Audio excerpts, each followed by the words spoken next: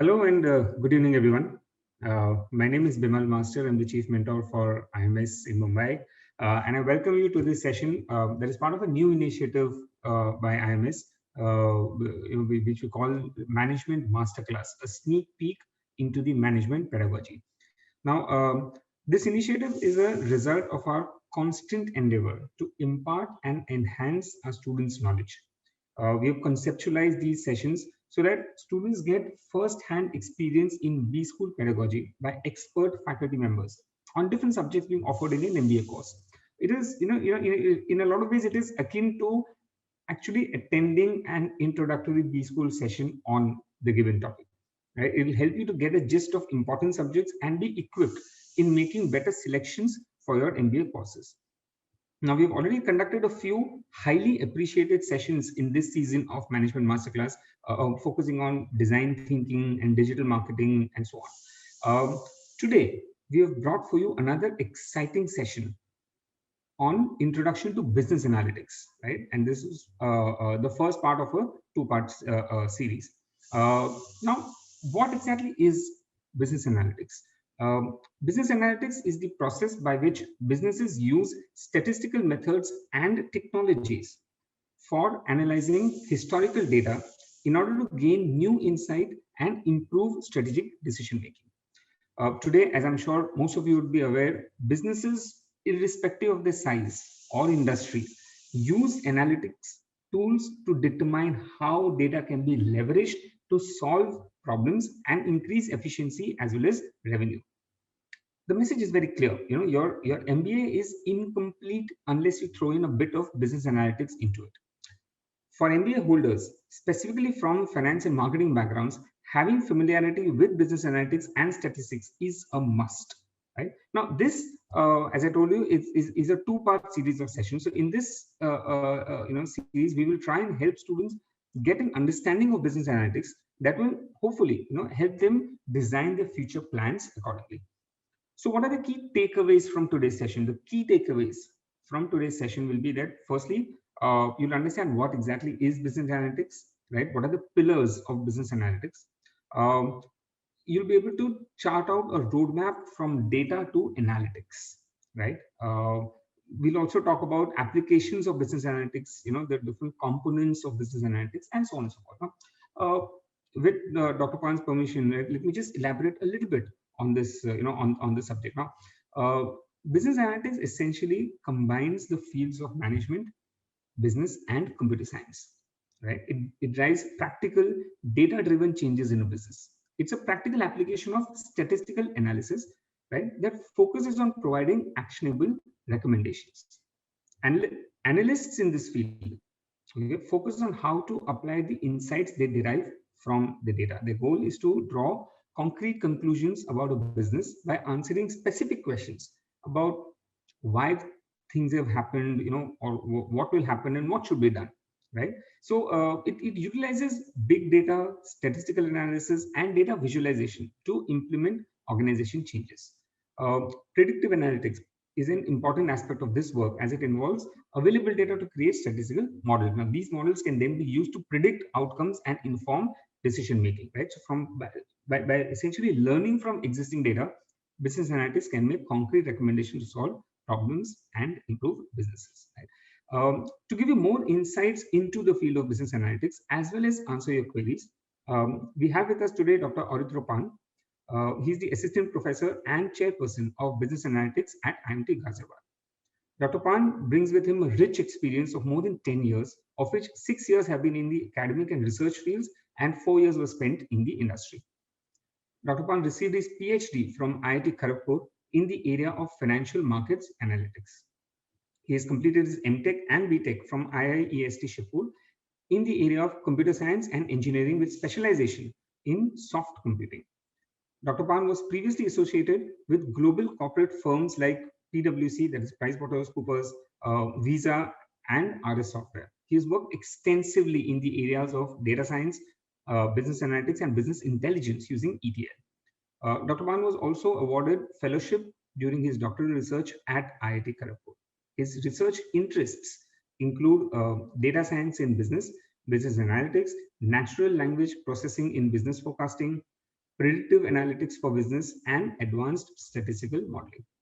Prior to his PhD, Dr. Pan was a lecturer of computer science and engineering in renowned engineering colleges in West Bengal.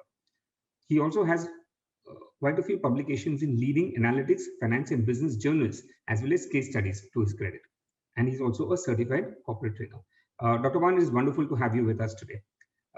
So, Dr. Pan, may I now request you to address our listeners? Thank you, Vimalji, for your invitation and the generous introduction to the session. And hello, everyone. Good evening.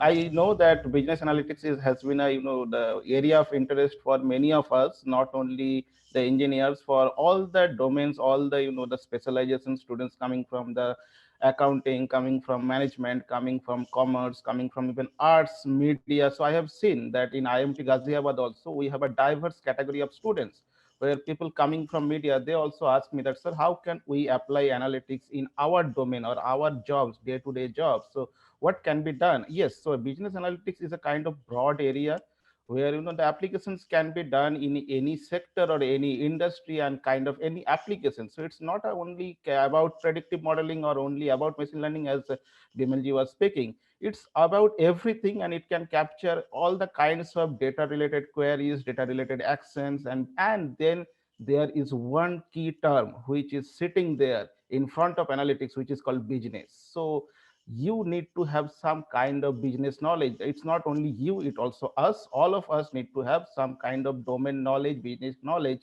to do the business analytics. So again, this is a wonderful session, and thanks for this kind of initiative where we can introduce business analytics to a broader audience, the students, the future leaders who will come, who will know, and who will again one day will lead many organizations, many world leaders, or they become a world leaders and to showcase their leadership in the field of analytics. And we need that, right? In current times we need that. Okay, so I'll start with a famous quote for business analytics, and it's a quote by Ronald H. Coase that if you torture the data long enough, it will confess. Right. So it's a famous one. There are lots of famous quotes, and there are few famous persons in our industry as well as academics. But this one is everyone's favorite and also my favorite. That if you torture the data long enough, and it will confess. Right. So yes, but our objective as a business analyst or a data scientist or data analyst is not to torture the data, right? So we have to ask the data that what kind of insights, what kind of information it can give us, right? So that's the objective of business analytics. And I will move on, and I will when we go ahead with the slides, we will discuss so many things for today. So today's agenda is like that. First we will start with that what is business analytics, okay, what exactly it is and how is it how is it structured, and then we'll start with the data and its sources, the different kind of data we are dealing with a day-to-day basis, their sources, then the applications of analytics in business world, then who are the collaborators. So when we speak about business analytics, it's a kind of mixed domain. It's a kind of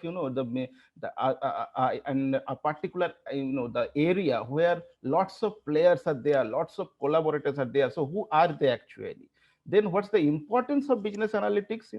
Where can we apply it, how can we apply it, or what are the questions which we can answer, and why should we even think of it, right?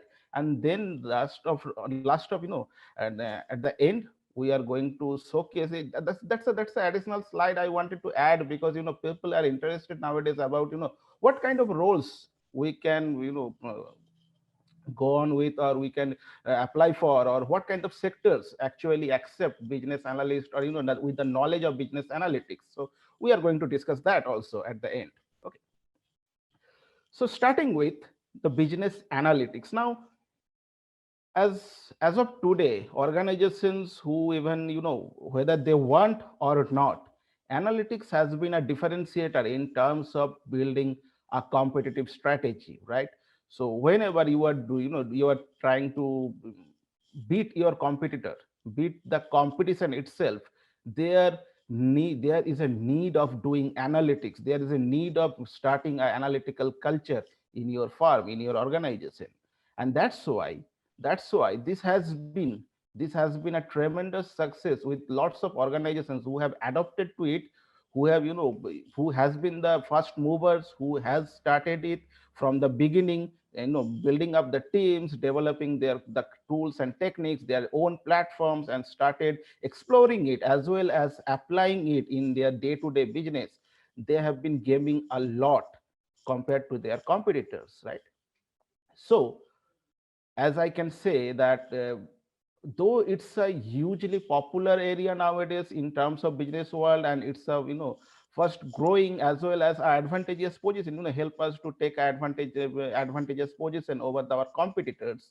Still, there is a lack of two things when we talk about business analytics or machine learning or data science, and those two things are knowledge about tools and knowledge about techniques. So which tool to use and which technique to apply in what case, so those two are majorly missing. And that's where, the academic help and academic training, the traditional trainings through the development programs or through a course, through a pedagogy, will come in very useful, which where we can train people to understand with a separate, specific case studies, specific programs, specific live projects, that which tool to use, how to use, which technique to apply to explore your data, to investigate whatever, problems you are facing, and what kind of insight or what kind of information you can bring out of your data to solve the problem you have in your hand and make some decision. Now in this context, as I, I also tell my peers, or I also tell my students, that business analytics can do two things to your organization. So number one is it can improve your present process or present structure. So it can help you to improve your present, whatever process you are having for a particular job, for a particular project, for a particular kind of, the flow of process. It can help you to improve over it. And the second one, which is the most crucial one, it can solve certain business problems. It can help you to predict the future. It can help you to bring out some information which was not earlier known to you, which was kind of unknown, which was kind of novel, right? Now, though these business analytics is, can do certain things which were not available with many of the other tools, or statistical models only, because statistical models were earlier only related to statistics. But once it becomes the, we are coming to the business analytics, we are calling multiple players in the ground, and there comes the pillars of business analytics, the pillars on which the business analytics is standing. And so first of all, as you can see, the term, the words which is, sitting itself ahead of the business analytics term, so that's called the business, right? So unless there is a concept, business concept, there is a domain knowledge, it there cannot be business analytics. So there must be some domain knowledge, there must be some business knowledge, which will help you to define the problem, to understand the problem, to understand the data you are dealing with, and then you can think of solving the problem, right? Now okay, now the thinking process is done. Now you have the business knowledge, you have the, the defining the problem, the capability to define the problem, capability to create the objectives. Then what? So then you need a certain sophisticated techniques, and definitely certain sophisticated and, the modern tools which can help you to run those techniques, to execute those techniques. So now comes in that other two parts and the other two pillars of business analytics, which are nothing but the technology and data science, right?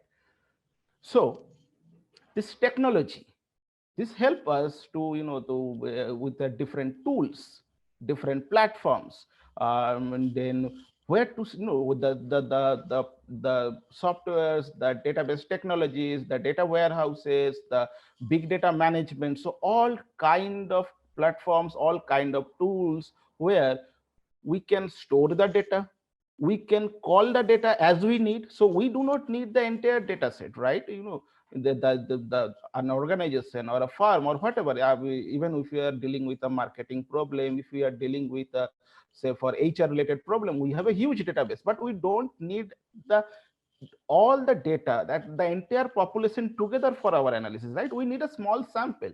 We may be dealing with a certain problem with a certain team, we may be dealing with a certain problem with another a small project, so we need only the related data. So there comes the data warehouse, which will help us to extract the relevant data which we need for our project, right? Now here you can understand that how technology will help you to to shorten the time of fetching the data, right, and storing the data in an efficient way, such that you can easily fetch the data whenever you need it, wherever you need it, wherever your model needs it, right? So this is how the technology has become an integral part of business analytics. And the third one, which is the most crucial one, is called the data science. So as Bimolji started with the introduction, that business analytics, not only, it's neither only business, neither only analytics. So it has multiple players, multiple collaborators. So data science is one of the crucial pillar, or you can say also collaborator. We'll see later that how it can become a collaborator in the business analytics, because it gives us lots of statistical models, lots of machine learning models, and even nowadays lots of deep learning models which are coming into business, right? So now these three pillars, the integration between these three pillars help us to bring some insight out of our data and make some decision, solve some problems, improve our existing process with the help of our data we have in our hand, right? As I was telling you that when we are doing a business analytics project, we are dealing with, whether it's a small volume of data, whether it's a large volume of data, we have to be very careful that are we actually doing our analytics project, or is it something else? So how can you understand that the project, the analytics project, what you are doing is actually a business analytics project? So there are four parameters to understand or to explain that, okay, whatever we are doing and whatever insights we are getting out of our, executing a project by analyzing the problem, analyzing the sector or domain, and analyzing our data, these are, these must be satisfying four characteristics. The first one is we must discover, we must extract some valid pattern or valid insight out of our data. The second one is it must be novel, it must be previously unknown. If we are, spending some money on the tools like nowadays you must have heard of the Microsoft Azure, Amazon Web Services, and then there is Google Colab. So there are lots of services which are available. Then automated ML model platforms are there like Data Robot, and then some, Indian based startups are also coming up. So if you are spending money to, get some resources there, and then your team, or some of your team members are dealing with, or some of your friends are working, but they are not discovering some pattern or some insights which were previously already they were known, right? So then that does not make any sense to spend such money or spend your effort in coding, in understanding the problem, in getting the data, then analyzing it, running the model. So the insights or the patterns you discover must be previously unknown. And that's where the knowledge about the domain or knowledge about the business is very important, which will help you to understand and predict the future about the predictive model, that okay, whatever we are trying to predict using our predictive model will become a novel one, will not become a previously known ones, right? Then the third one is the whether they are useful for our business or not. How can we use them? And the fourth one, which is very crucial, and why it's crucial, because when you are working in industry with your team, with your organization leadership, with your clients, you must be able to interpret whatever your findings are, such that people on the other side of the table, whether it's your leaders, whether it's your partners, whether it's your clients, they can understand it. It should not be a completely black box model, then they are not going to allow it or approve it, right? They are not going to fund the budget. So this insights, the models, they must be somewhere, they must be understandable, they must be interpretable also, such that people can understand where the business, where the the differentiator is coming in, and how can you gain some advantage over your competition, right? Okay, so this is called pyramid of analytics, and this book and this author both are very they are very close to me, close to my heart, and I'm a fan of Professor Dinesh Kumar, who is from IIM Bangalore. So I took this from his book, which is a popular book one. So this is called pyramid of analytics. So if you can see, if you go move from bottom to up, if you can see how or what kind of problems we can solve step by step, and how eventually we can gain some competitive advantage over our competitions or over our other competitors, right? So at the bottom, it's about the process improvement. So one of the examples are like reduce procurement cycle time. So it's not only about this, there are lots of examples, like can you on a daily basis, if you are doing something, if you are doing some analytical work, or if you are doing, if you are taking a route to go through such certain place or to deliver some products, can you optimize it? Can you improve the process? Can you improve the delivery track, such that it can help you to save some some cost, and it will reflect on your revenue, right? So this is a kind of process improvement.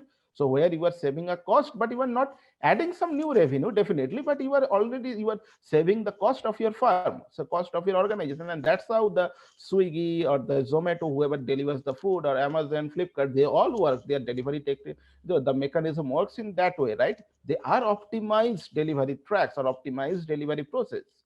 Then comes the optimal product mix, or the problem is that can you solve a problem? So I give a famous example here, which is a kind of I think it's a good one.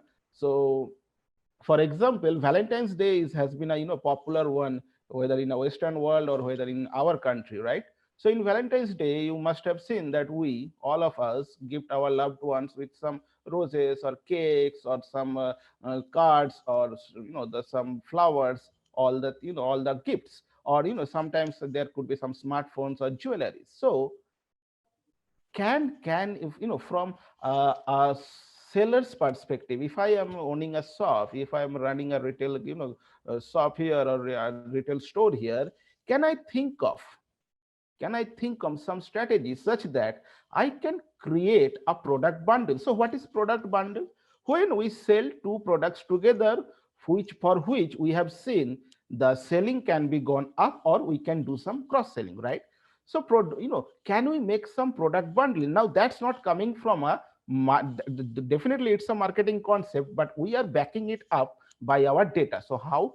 So if we can analyze over the years, if we have different years and different amount of sales, and what are the products we sold during each year's Valentine's Day, then can we analyze it and can we relate it? Okay, we can see number of times a person has bought a red rose, he or she has also bought some card along with it.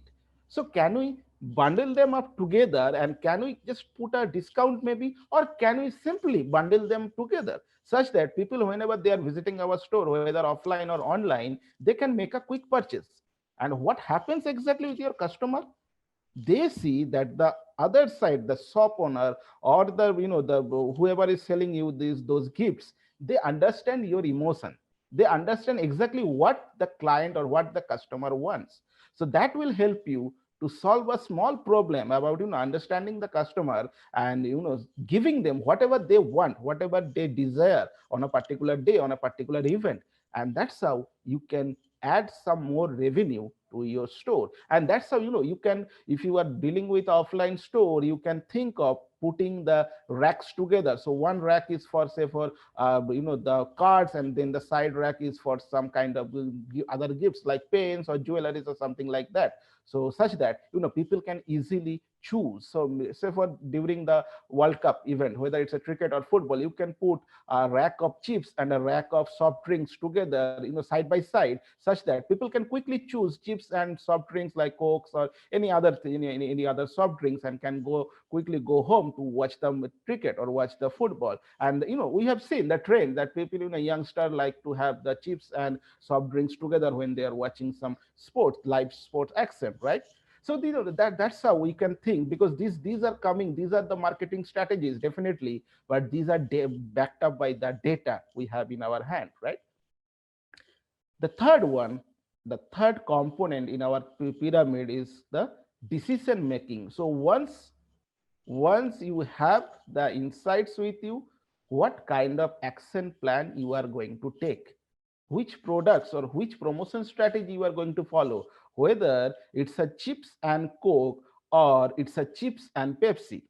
So which one you are going to, Lay's plus Pepsi or Lay's plus Coke, which one you are going to sell as a bundle? So that can be, that can be solved by analytics problems. Analytics models, analytics insights can help you also to make such a decision, right? And all of this together, they only help you to gain what we call a competitive advantage, right? So you can see, so as people say nowadays, another popular phrase word, that data is our new oil. So you can see data is everything. So if you can utilize it, if you can use it through the analytical modeling techniques, then you can get whatever you want. You can help your business to grow further, right? Okay, so as we are telling that these are the three pillars of our business analytics world.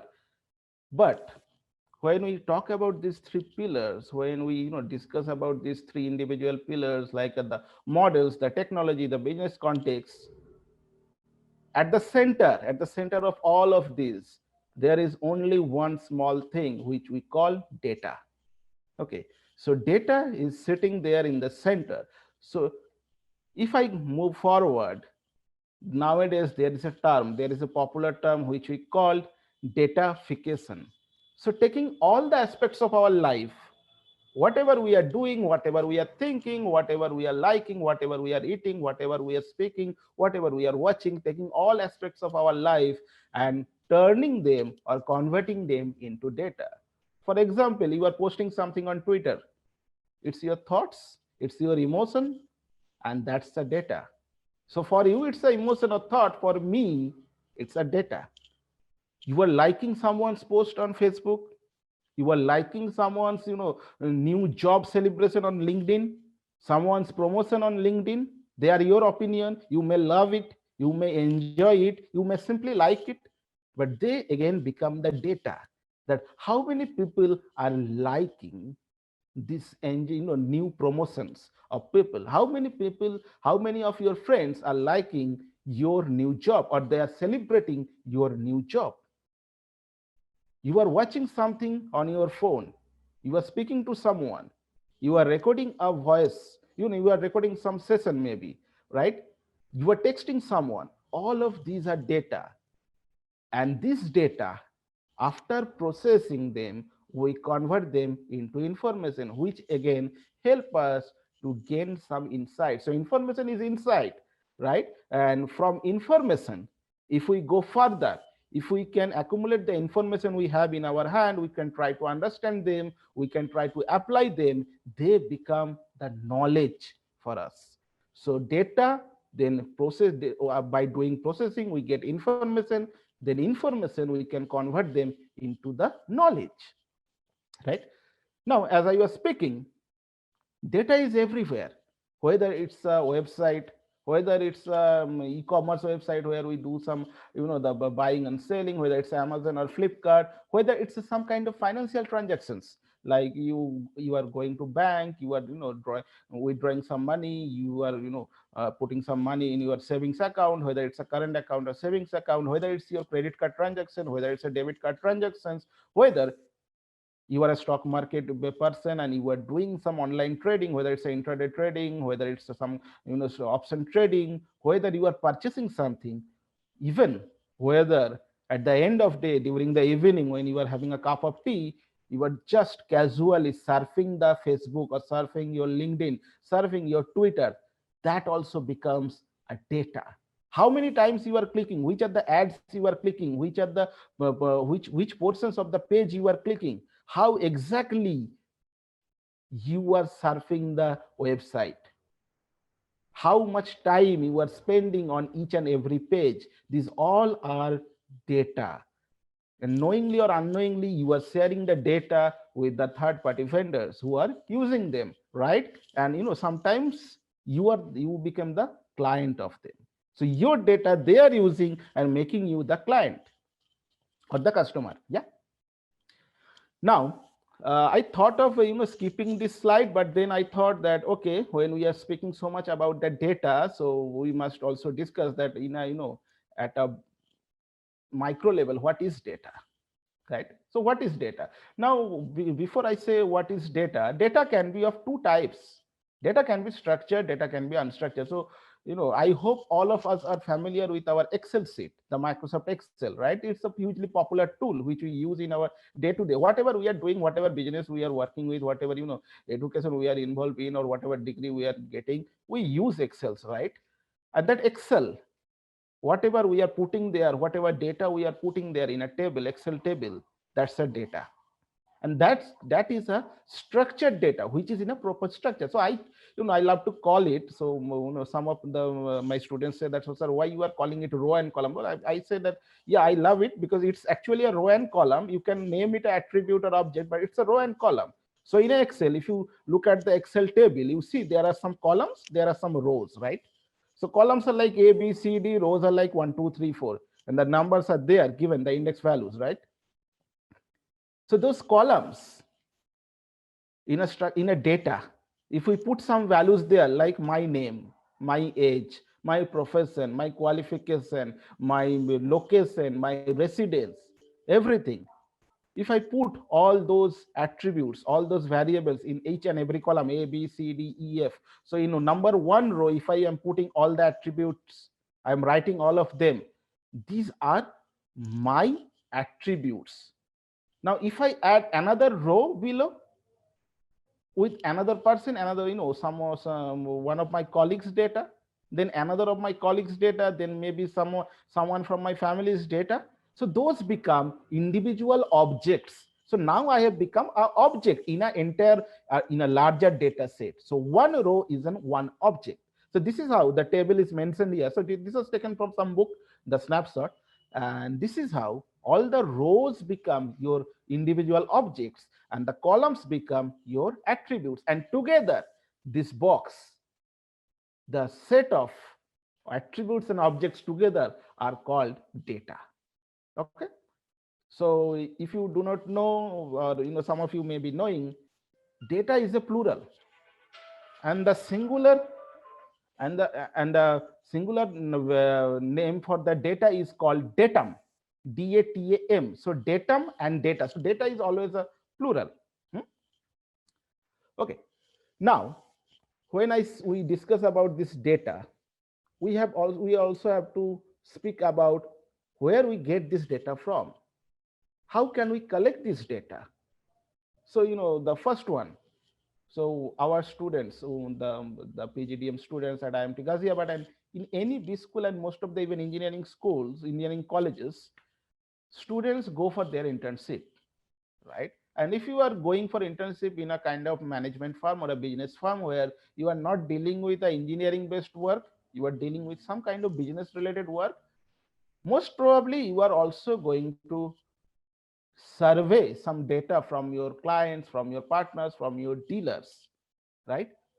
So when you are visiting them, you are understanding their the reasons why they are not the one working with us for last few years, or what kind of products do they like for the from the our bucket of offering, or what else they want from us, what are the services they want from us. So all of these, when you are conducting a survey, that's a data, and we call it a primary data, right? So we call it that a primary data which we collect through the survey. Now again, It can happen that the smartphone manufacturer like Samsung, Apple, or Huawei, some of them may think of, some of them may take a consumer survey, and they can think of whether a new feature would be acceptable to the consumers or not. That's again a survey, a consumer survey you are doing, right? These are one kind of data collection. Then comes, there is another kind of data collection. Say for a data scientist or data analyst who is working in an organization, he or she is reviewing the financial health condition. He or she is reviewing the financial health condition of their client firms. Okay, because yeah, the organization have multiple client firms, and they are worried that some of their clients may leave next fiscal year because of some relation, because of some issues in their client side. So the folks in the team, the analytics team or data science team, they have been asked to review the financial health condition of those clients. Now how can they review? So they have to go through the financial reports, they have to go through some data. It can be received from Bloomberg or the Thomson Reuters, such kind of data sources, where they can see how are they performing, how are the revenues getting changed, what are the market caps, how the stock market, how are they performing in the stock market if they are listed. So what are the different parameters, right? So these are, when they are dealing with, they are surveying this kind of data, these are not kind of survey, but these are going to the secondary source, or we can call it third party vendors like Bloomberg, Thomson Reuters, even a NSE website, even a BSE website who provides a data, who provide us data, like Money Control. So there are lots of websites who can provide us this financial data. These are called secondary data sources, right? Now, as I was telling you, that these are the primary source and secondary sources of data, right? And I forgot to mention about one more thing, which is like, if a scientist is performing some experiment, whether it's on a drug, whether it's on some kind of biological experiment, maybe some kind of, they are building some kind of drug for against the virus, those are also called primary sources of data. So as an analyst, when you are studying business analytics, or when you are trying to become a business analyst, when you are dealing with data, you must understand the importance of identifying what kind of source you are dealing with. And the reason behind, often primary sources are the first and collected data, and they are not verified, they have not been tested. But secondary sources are often tested, verified, and then uploaded in a site or in a server. So there is a difference between the primary source data and secondary source data, right? So you must, you have to be very cautious about what kind of data source you are dealing with. Okay. So as I was telling, that we have already discussed about the structured data, right? Where whenever we can build a database, whenever we can build a table, we can call it a structured data. That means it must have some object, it must have some attribute. And in a simple language, in my term, it's a row and column. You must have a row, you must have a column, then it's a structured data. Then what is unstructured data?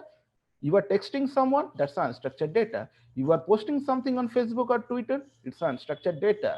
You are watching a YouTube video, it's unstructured data. You are listening to a song on Spotify, or say for Amazon Prime, it's unstructured data. So all of these are unstructured data. Now there are different ways of processing or analyzing structured data as well as unstructured data, right?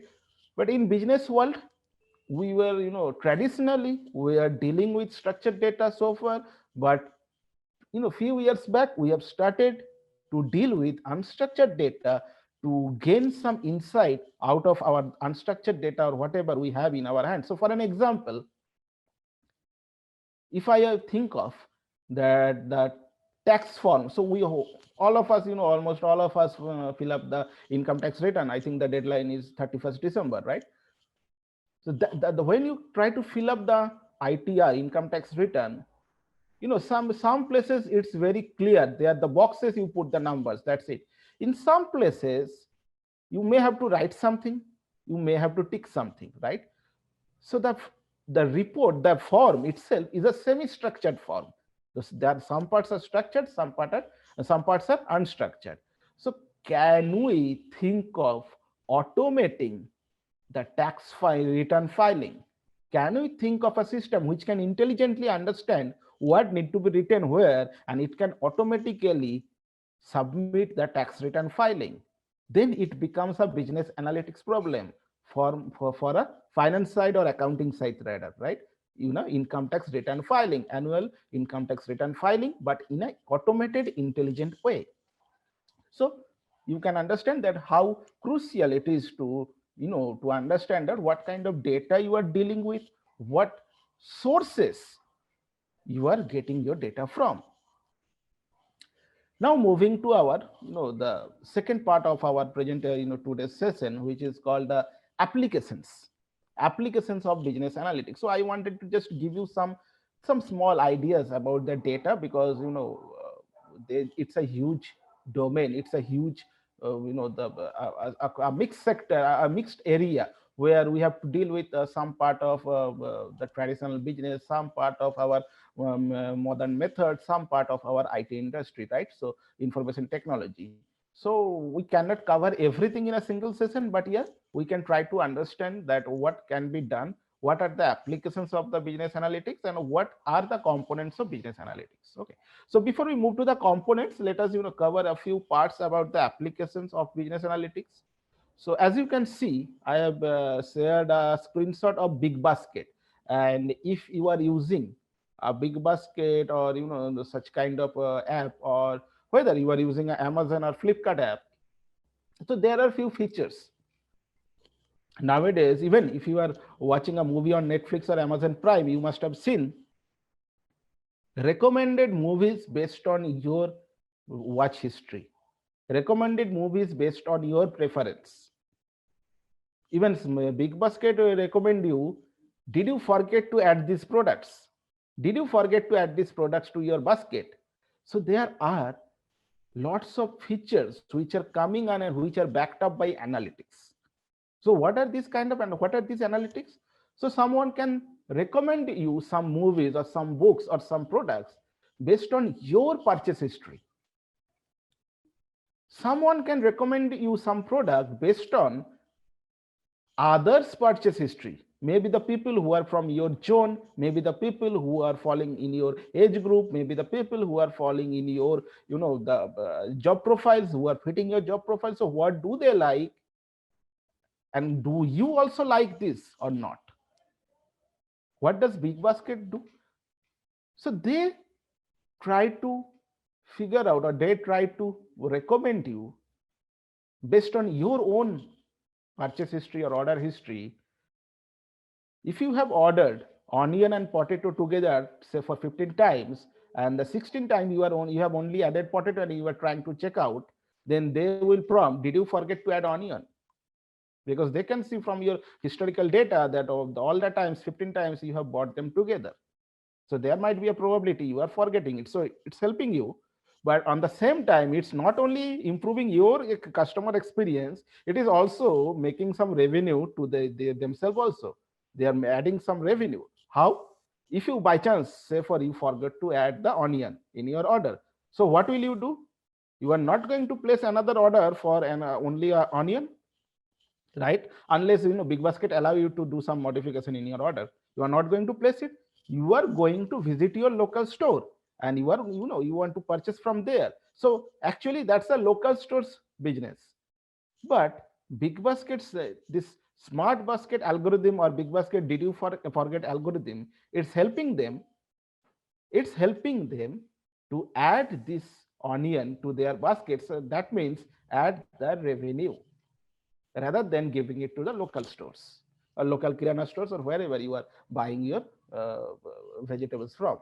Okay. So these are the these are the interesting applications of the business analytics. Now, as I was telling you, that you can either improve the process, or you can solve the problems, and then together you can make some decision. So as in healthcare, and nowadays during this pandemic time, and I hope all of you are staying safe, and with your family members staying well. In healthcare sector, it has been a critical to allocate beds, to allocate the ventilators. So often I don't think it has been happening in India, maybe for a few private hospitals, but in US there are teams, there are analytics firms who are helping hospitals to predict how much time a patient would need for discharge if he or she is having some kind of treatment, like whether it's a knee or joint operation, whether it's a heart operation, whether it's some kind of other fractures, whether it's just a testing, whether it's a regular dialysis or whatever the treatment is, how much time a patient is going to need to recover or to be discharged, and accordingly they are optimizing their number of beds in hospitals. So that's a beautiful example of working with whatever you have in your hand and improve the existing process, right? Then comes the e-commerce side, that how much time, how much time do we need to deliver a customer order? So that again, can we improve it? Now, when Swiggy or Zomato is coming to deliver a food, it might happen that they have 2 or 3 more deliveries. So can they optimize the route of delivery such that the fuel cost, the fuel, whatever they are spending on their bike fuel, that remain minimum? Can we do that, or can the firms like Swiggy or Zomato do that, right? Now coming to the problem solving part, can you identify a fraud? Can you red flag a fraud transaction? Can you help the e-commerce like Flipkart or Amazon about order cancellations? Can you help them to identify the frauds, where the fraud is happening from, and what's the trend of the frauds? And can you deal with certain kind of blocking some users or blocking some zones or the transactions such that you think they could be potential frauds? So at the end of day, or doing all of this, by whether it's a process improvement or problem solving, you are helping the industry, you are helping the organization to make some decision, whether it's the addition of some new beds in your hospital, whether it's a different kind of promotion strategy for your e-commerce platform, whether it's for, approving or rejecting a loan request for your banks. It can be anything, whether it's predicting a stock market price. So it can be anything, right? Okay, so there are few innovative players in the market like Netflix. So they can predict, they have their own algorithm, which is a hugely popular recommender algorithms, where they predict the movies based on your taste, or based on, you will even be surprised that they are recommending you some movie which you actually like. Then comes the Amazon, for who, I think, for whom, as per 2013 or 14 study, it was a research made on 2013 or 14, it was, I think, 75% of their sales come from product recommendations. Okay, it's a huge number, it's a very good number. Then there is a case study of Target. So this is you can search in your internet also, like it was a kind of violation of your privacy, right? But it was an interesting case study where it was first identified that how crucial analytics could be to understand a customer's personal life, where it predicted a customer pregnancy. So a teen girl was pregnant where their parents did not know about it, but the Target store, which is a huge retail store, commerce, retail commercial store at US, they predicted it, and they sent related promotions like napkin, their the baby products, baby foods, everything, to that customer. So the girl was purchasing all the products on his father's bill, and he was putting some father's email. So they were sending all promotions to her father, and the father got surprised that why are you trying to make my girl pregnant, that such that she can become pregnant and you can sell your products? Are you trying to insist that? But later the father find out that yeah, his teen girl was already pregnant, which this Target analyst team, the analytics team, picked up from her purchase history, the trend of purchase, the product purchases from their store. So it was, it was a crucial one, and it was the, first time it happened in, I think, 2011 or 12, and it happened in US, and it was kind of, people were surprised that how analytics can get your most, the most private data, and it can do some, gain some insight from it. It can analyze your most private data, and it can know your most, it is a secret. It's your private life, it's a secret. So how can they know it? So that's the, that one of the applications of analytics. Okay, so we generally in our, the course curriculum, not only we cover the business analytics, because we have started a new specialization called business analytics. So we have different courses like financial analytics, financial market analytics, marketing analytics, HR analytics, supply chain analytics, and there are few open development courses which are also running on this kind of analytics. Then we have data science, we have business analytics as a course itself, we have advanced business analytics, we have data visualizations. So there are lots of, the courses going, we are offering when the people are coming for a major specialization in business analytics.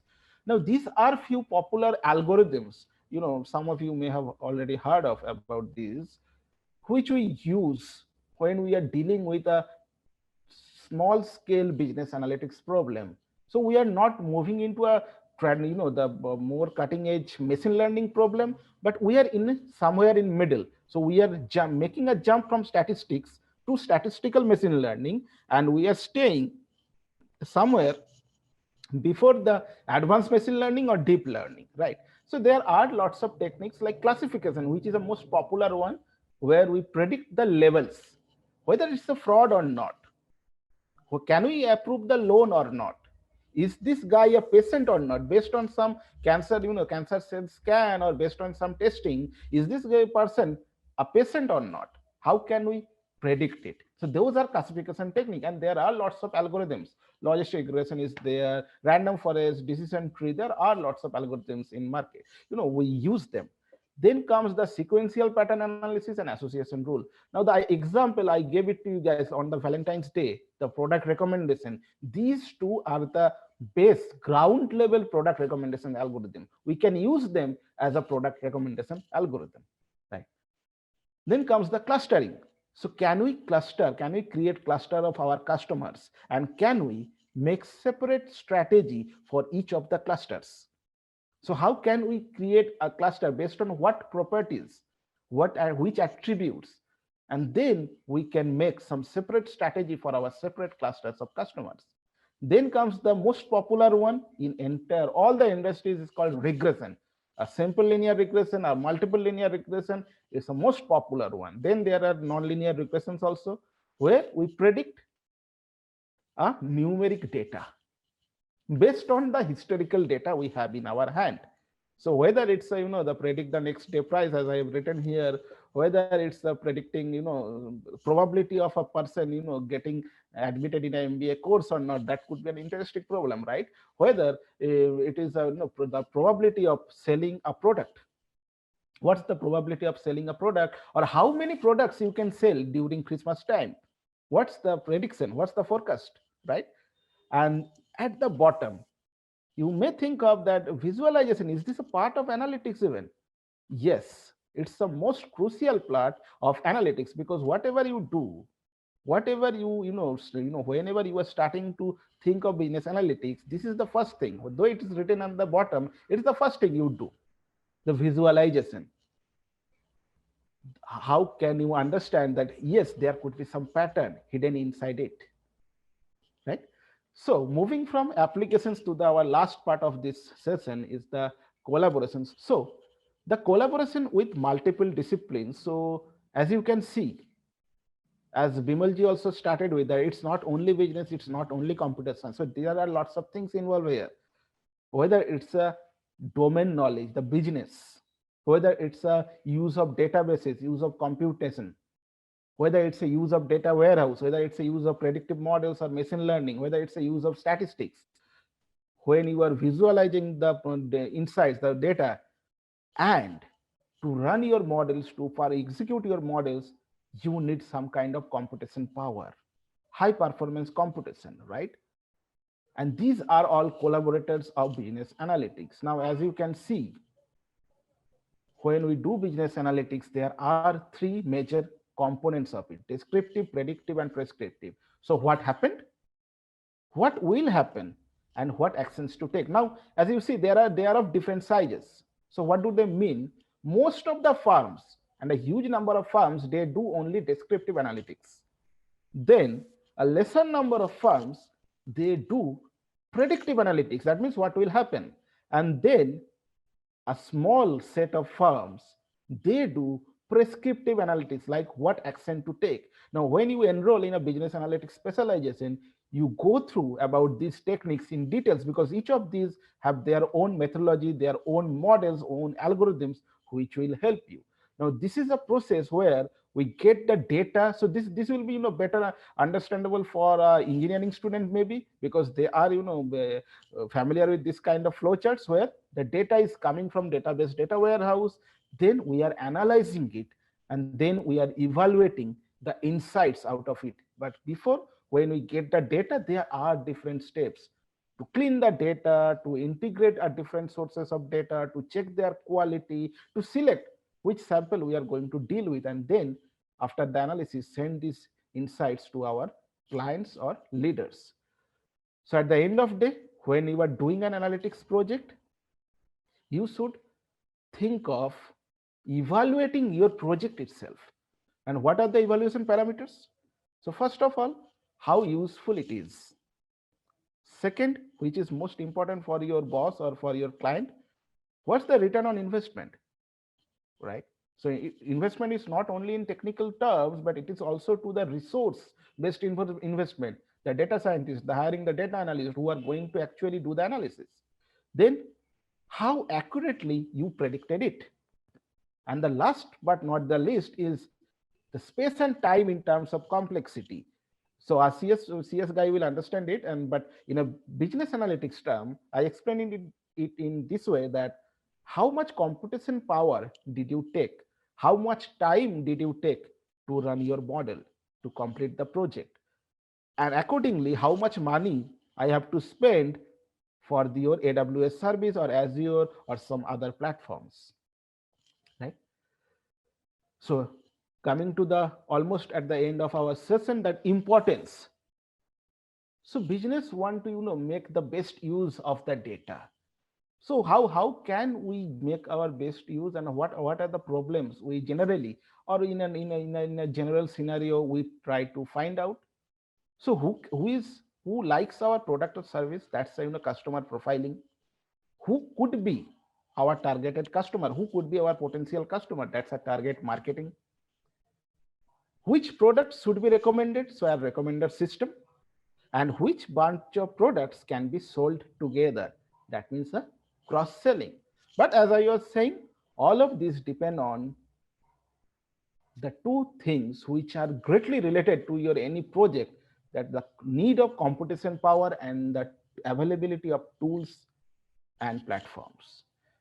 So at the end, why, what are the roles you can get if you study business analytics, and what are the sectors who are, these are the, who are, hiring business analyst, or the persons with the business analytics skills, like data scientist or data analyst. So the roles are traditionally has been the business analyst, data scientist, market intelligence analyst, technology analyst, business intelligence or BI specialist, and consultant, management consultant.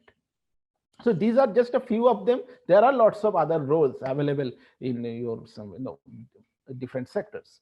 And the sectors which are popular with the hiring this kind of specialization, people with this kind of specializations has been consultancy, investment banking, and the finance side, government, few of the government services, the rating agencies maybe, and then the luxury goods or FMCG firms who are huge, they are the fan of business analytics people. Then comes the logistic, who deal with the supply chain analytics and operational analytics, so transportation and logistic industry. Then there are retail industry, then IT and telecom sectors, and last but not the least, the banks, the risk banking or commercial banks, right? Right. Thank you. So, guys, that brings us to the end of today's session. Right. Thank you once again, Dr. Pan, Thank you. for an interactive and a very illuminating session. I'm sure it has sensitized our students to the opportunities in this particular field, right? So thank you for taking time out from your schedule and addressing our students. Thank And you, everyone. Thank you. thank you. Good night.